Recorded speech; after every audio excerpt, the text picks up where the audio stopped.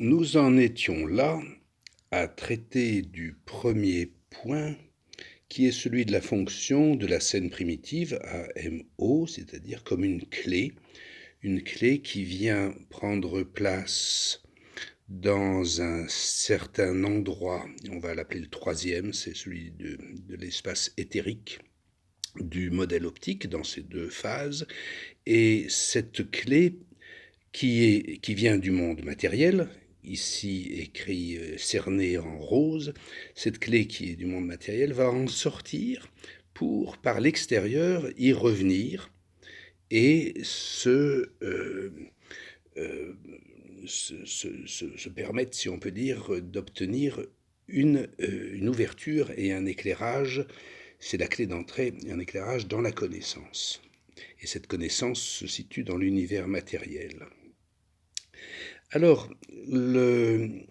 il faut maintenant, on doit préciser les choses, et par exemple, en montrant mieux la fonction de cet espace matériel, hein, que la mythologie nous décrit, si on reproduit le même schéma, on le retrouve ici. La mythologie nous décrit cet espace matériel issu d'abord de Gaïa et en chaos, et qui avec chaos va donc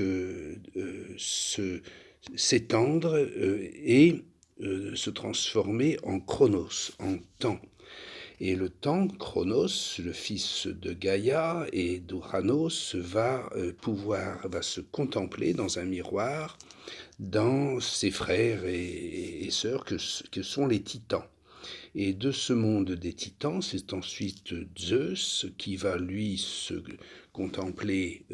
ou qui va ensuite dominer plutôt l'Olympe, c'est-à-dire l'espace éthérique, et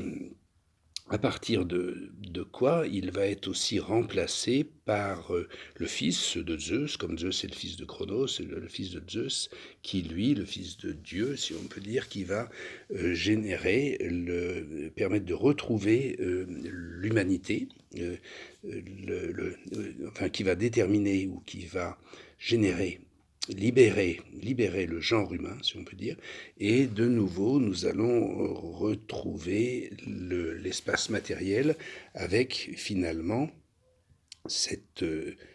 cette clé qui aura circulé de Chronos à Zeus, à JIC et puis à l'humanité qui aura circulé pour aboutir au cinquième stade qui est celui de la subjectivité, selon la psychohistoire. Alors la psychanalyse, elle, en fait, va expliquer en quelque sorte pourquoi cette clé qui se trouve principalement ici, pourquoi il y a-t-il à l'espace attendu comme l'espace, le corps éthérique, pourquoi n'y a-t-il selon la psychanalyse, ce modèle de la psychanalyse, soit rien, un scotome, une place qui n'est pas vue, qui est obscure, ou bien une place absente. Cette psychanalyse, en effet, on va dire, elle va réduire la matérialité en un miroir. C'est Eros, le miroir que l'on voit ici, qui va permettre, comme nous le disions, donc à Chronos de se... On va le mettre plutôt en rouge pour le voir mieux, Chronos, de se voir dans les titans ou dans le Tipal qui de Zeus va se voir dans l'Olympe, etc. Donc ce miroir, décrit, utilisé par la psychanalyse comme descriptif, va se mettre à l'horizontale pour réaliser le deuxième temps de la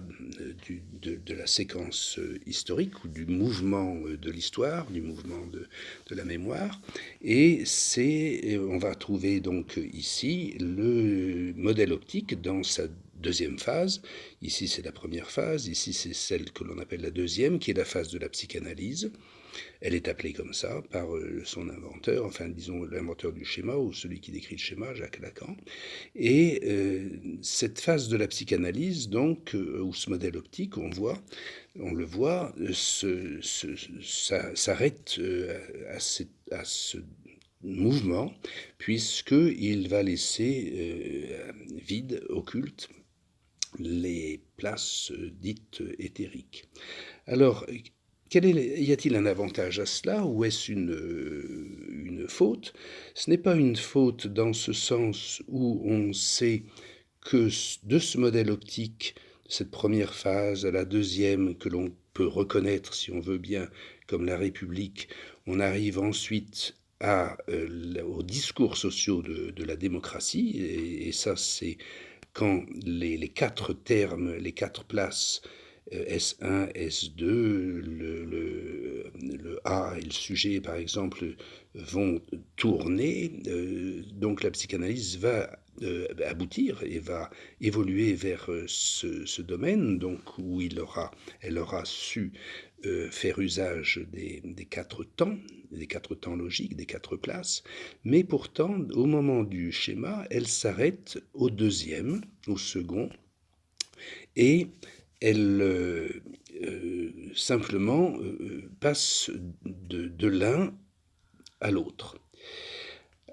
Par un mouvement, alors ce début de mouvement de rotation est causé ou est permis par le fait que, à son premier stade, la rotation commence ici par un effet de miroir concave qui est celui du cerveau, c'est la neurologie, c'est le cortex qui permet de projeter le corps dans la tête et ensuite simplement d'amener dans une seconde flèche, d'amener Chronos à son idéal et ensuite on aura Zeus, etc. Mais là, la psychanalyse ne va pas à Zeus et encore moins donc au Fils de Dieu qui fait la génération du genre humain, qui libère le genre humain. Elle s'arrête donc à ce deuxième modèle qui fait abstraction, exclusion de cette zone qu'elle va garder occulte. Quel est l'avantage qui se tire de cela? Eh bien, c'est le fait que ici, à ce stade, à ce deuxième stade du modèle optique, au modèle républicain, Lacan aura théorisé une relation entre ces deux termes, entre le terme astral et le terme physique. Et il aura fait l'économie de passer par le terme éthérique. Eh bien, cette relation, qu'on veut dire ésotériquement de l'astral au physique, c'est ce que Lacan appelle le transfert. Nous avons ici, dans la deuxième phase du modèle, nous avons une relation qui se définit déjà comme une relation d'amour, c'est l'amour de transfert, où on voit que d'abord Chronos il voit son double dans le miroir, et avec le transfert, il va se voir en double dans le miroir à ce moment-là, devenu celui de la Platonde, c'est-à-dire du Platon de la République.